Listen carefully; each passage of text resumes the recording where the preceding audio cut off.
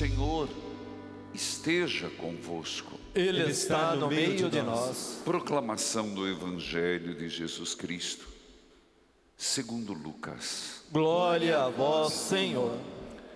Quando se completaram os dias para a purificação da mãe e do menino, conforme a lei de Moisés, Maria e José levaram Jesus ao templo, a fim de apresentá-lo ao Senhor. Conforme está escrito na lei do Senhor, todo primogênito do sexo masculino deve ser consagrado ao Senhor. Foram também oferecer o sacrifício um par de rolas e 2 pombinhos, como está ordenado na lei do Senhor. Em Jerusalém havia um homem chamado Simeão, que era justo e piedoso, e esperava a consolação do povo de Israel. O Espírito Santo estava com ele. Ele lhe havia anunciado que não morreria antes de ver o Messias que vem do Senhor. Movido pelo Espírito Santo, Simeão veio ao templo. Quando os pais trouxeram o menino Jesus para cumprir o que a lei ordenava, Simeão tomou o menino nos braços e bendisse a Deus. Agora, Senhor, conforme a tua promessa, podes deixar o seu servo partir em paz, porque meus olhos viram a sua salvação, que preparaste diante de todos os povos, luz para iluminar as nações e glória do seu povo Israel.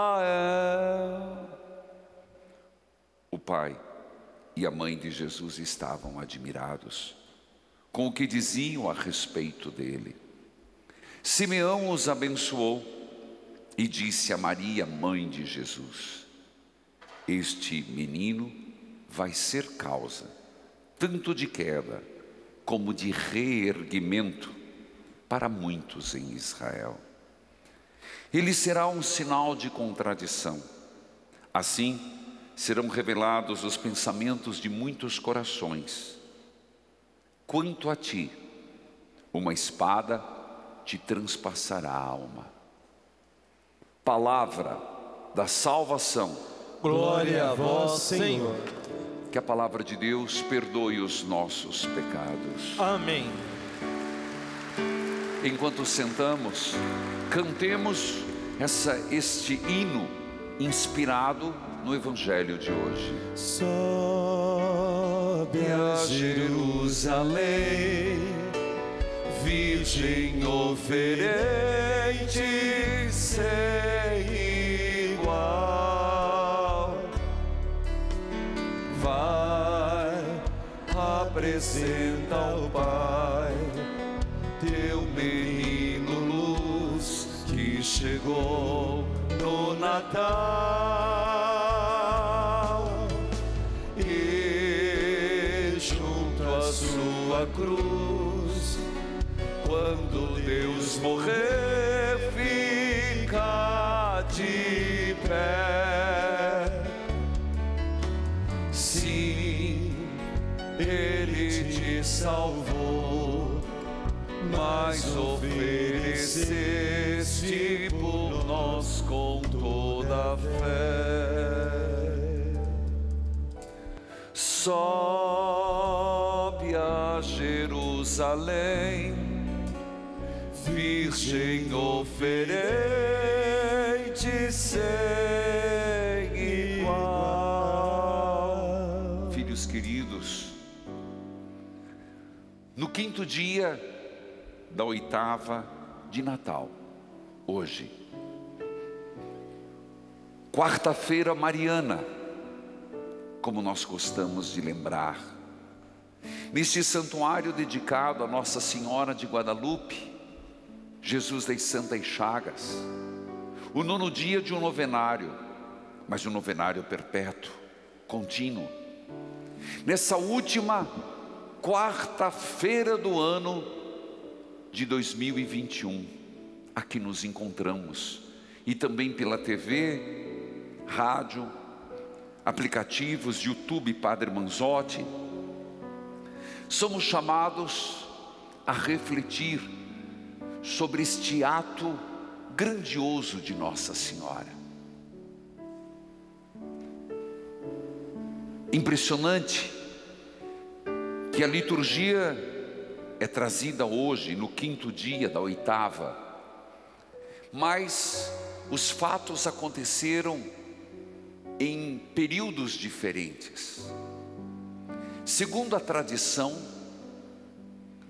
depois de 8 dias que o menino Jesus nasceu, ele foi circuncidado, conforme a lei hebraica, um sinal de que Jesus pertencia ao povo de Deus.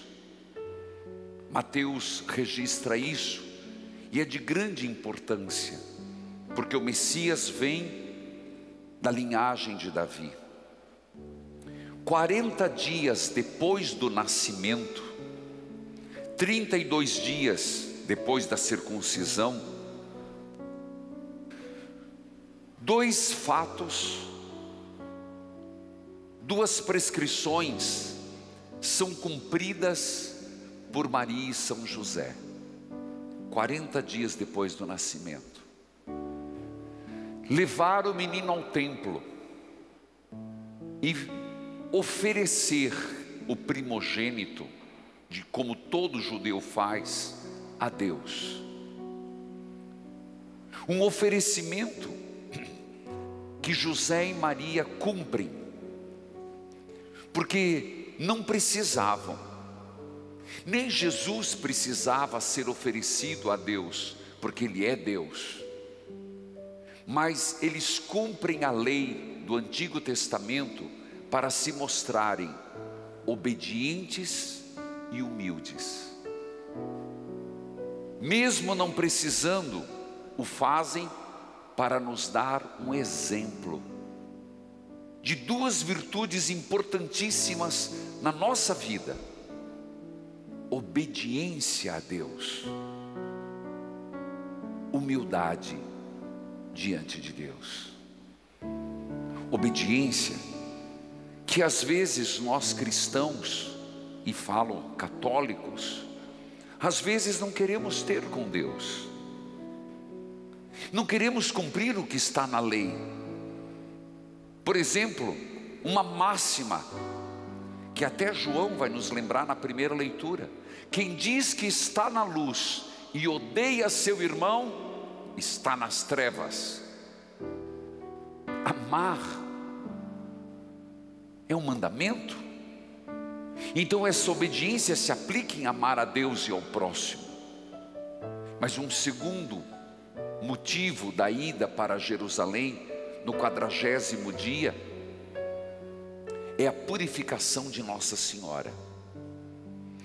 Filhos queridos, é hoje que celebramos estes 2 aspectos no mesmo Evangelho.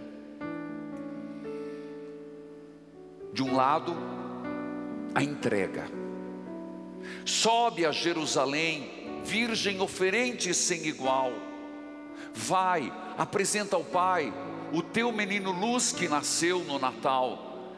Quando Nossa Senhora entrega a Simeão, e por sua vez Simeão oferece ao Pai, acredito que não era compreensível naquele momento que aquela oferta era uma prefiguração, era um primeiro momento, uma entrega do que seria de fato completa e total na cruz. Naquele templo, Jesus foi entregue pelas mãos de Simeão.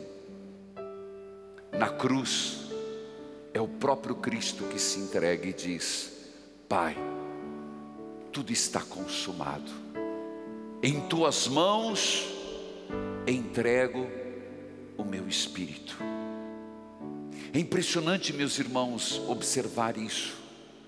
A razão pelo qual Cristo veio, e olhar para o presépio, e se você percebe nos últimos evangelhos, e eu tenho frisado nas homilias, é olhar para o presépio e já percebermos o ato redentor da cruz e ressurreição.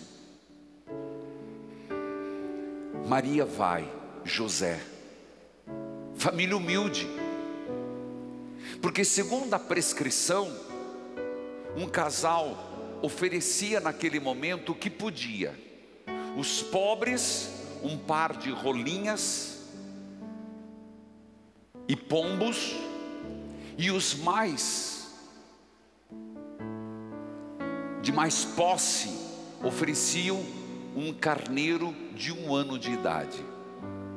E quando diz o texto que Maria e José ofereceram um par de rolas e pombinhas, está dizendo que eles eram de uma família humilde, simples, mas que cumpriram a lei, que fizeram o que estava na palavra. E certamente isso marcou profundamente depois a vida de Jesus. Seus pais eram tementes a Deus.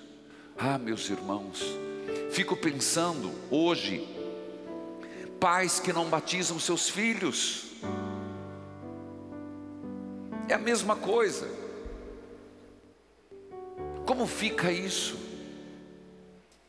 Não batizam os filhos quando criança, por várias desculpas, porque eu não quero fazer curso, porque eu não quero fazer isso, eu não quero fazer aquilo. Pais que não põem os filhos na catequese. Nunca esqueça, nosso Senhor não tinha um anjinho lhe soprando. Se aos 12 anos ele discutia com os doutores da lei, falava da palavra de Deus, é porque aprendeu de seu pai adotivo, São José, de sua mãe e da escola dominical, que era próprio na sinagoga. É também um momento de reflexão de como os pais educam seus filhos. Obediência e humildade a Deus e às palavras de Deus. Quando lá estavam, surge um ancião, um homem de idade avançada, que Lucas faz questão de contar o que certamente ouviu de Nossa Senhora. O nome dele era Simeão. Movido pelo Espírito Santo, ele vai até o templo. É impressionante, porque toda a família judia levava seus filhos para ofertar. Então não lhe brota a pergunta: por quê? O Simeão, que não viu Belém, Simeão que não viu os anjos, Simeão que não viu a anunciação, reconhece naquele menino algo diferenciado. Era mais um menino de tantos outros que eram levados pelos seus pais, que eram ofertados a Deus. É porque o Espírito Santo conduziu, o Espírito Santo iluminou, o Espírito Santo lhe abriu os olhos da fé. Simeão foi um dos primeiros que reconheceu no menino o Salvador, movido pelo Espírito Santo.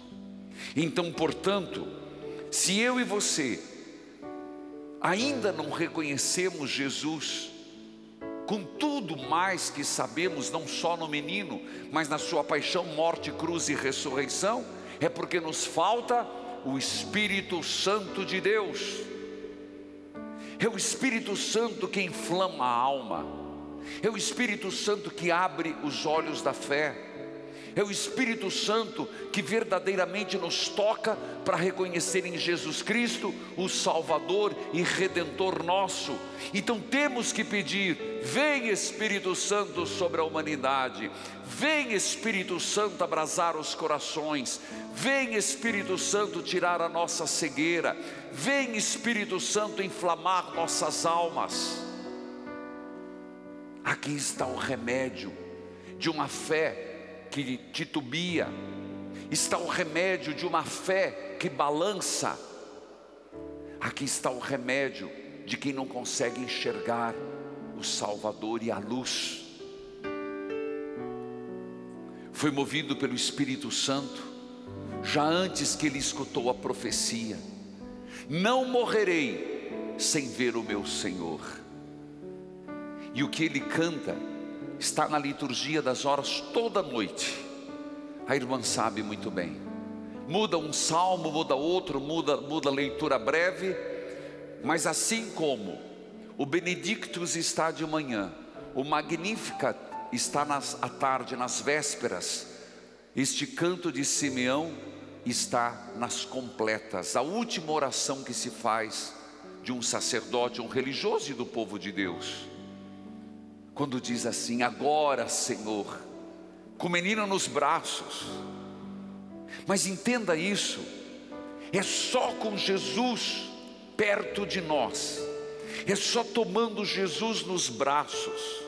E aqui, quem nos toma primeiro é Jesus, mas o tomar nos braços quer dizer: eu aceito Jesus, eu quero viver Jesus, eu o aceito como meu Salvador e Redentor.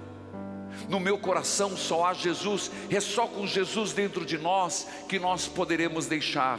Agora, Senhor, conforme a tua promessa, podes deixar teu servo ir em paz. Não foi assim com Paulo?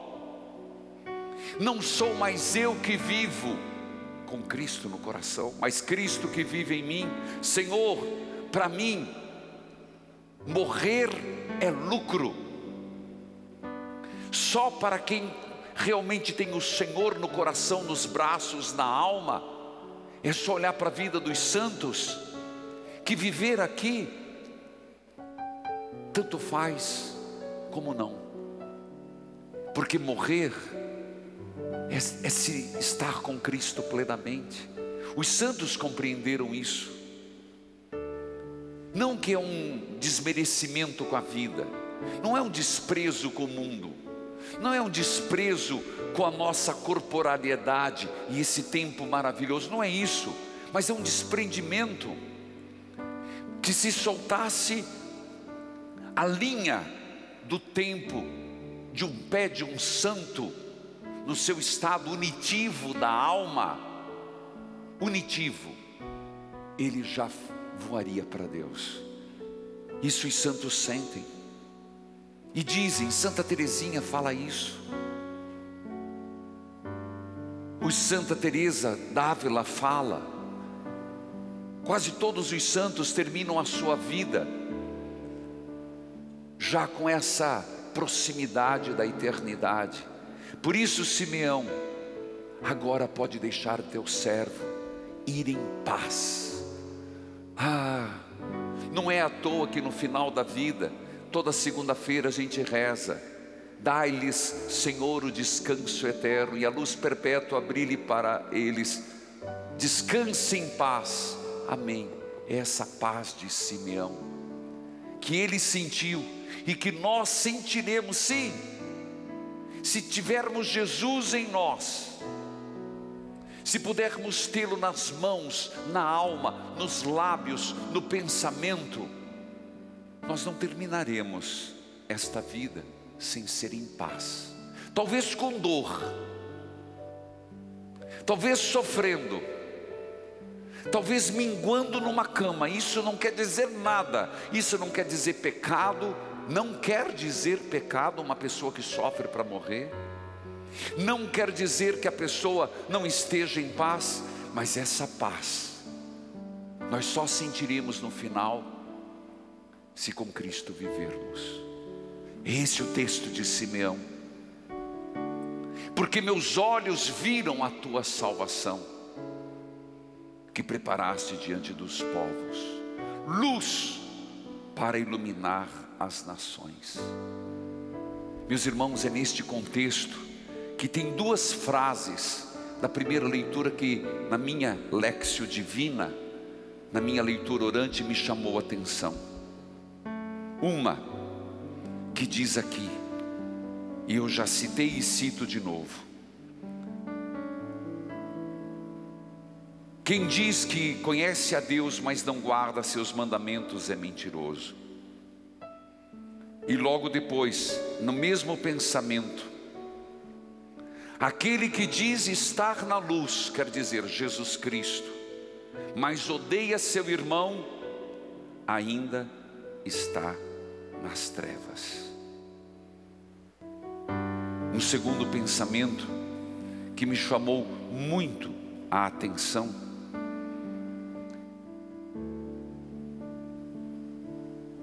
quem diz estar em Jesus Cristo, eu vou usar uma outra versão do lecionário, porque o lecionário diz: quem diz que permanece nele, também deve proceder como ele procedeu.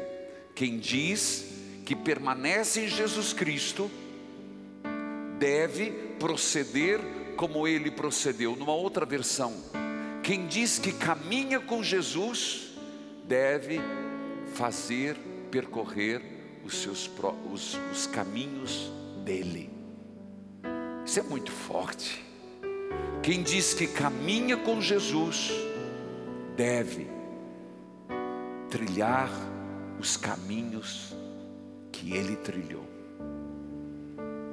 Queridos irmãos, ainda no final do Evangelho, é verdade que Simeão abençoa Nossa Senhora, abençoa São José, abençoa o menino Jesus.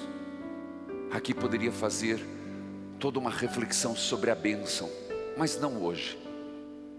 Mas ainda no final, ele diz: esse menino será sinal de contradição, luz e trevas, vida e morte, obediência e desobediência, humildade e soberba. E tu, mulher, e tu, disse a mãe de Jesus, Lucas fala, uma espada te transpassará a alma. E nós sabemos que são 7 espadas as dores de Maria. Mas aqui também, e por último termino com essa reflexão, já Maria sabe que seguir Jesus carregará uma grande tristeza. Uma espada é uma tristeza. A gente pensa que é a espada de Maria, a tristeza de mãe, a tristeza de discípula. Do quê? De ver seu filho, um recém-nascido, e acompanhá-lo inocentemente morto na cruz. Então Maria, ela já sabe qual será a sua sina: sofrer por Jesus não ser compreendido, padecer por aquele que fazer o bem só receber o mal, sentir a tristeza de não ver que seu filho, o Redentor, consiga tocar os corações e mudá-los. Que nós também aprendamos como Maria a viver e conviver com a espada em nossa alma. Aí está o grande segredo. O segredo de que a espada na tua alma que você tem hoje não te faça recuar, desistir, desanimar, mas se caminhamos com o Senhor, tomar os mesmos caminhos que Ele tomou. Então a paz que Simeão sentiu, Maria sentiu, nós também iremos sentir. Todas as quartas nós nos reunimos aqui para louvar a Virgem Maria e glorificá-la. e pedir que ela seja nossa intercessora. Sua bênção, Padre. O sonho do meu filho era ser pai desde 2009. Ele soube, enfim, que seria pai, mas minha nora perdeu o bebê. Alguns meses depois veio uma nova gestação.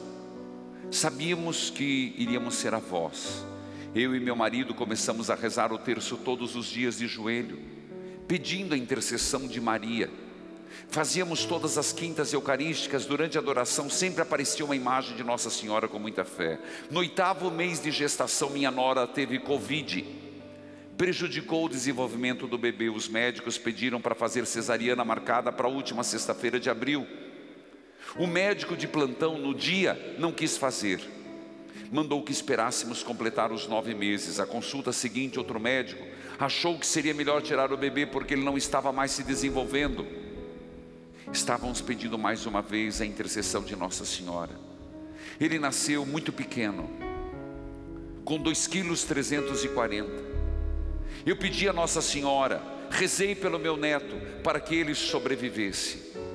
Por isso, eu quero agradecer que durante toda essa gestação, até o nascimento e até o parto difícil e prematuro, Nossa Senhora esteve presente na minha vida, mas principalmente na vida da minha nora, Teresa Bacher.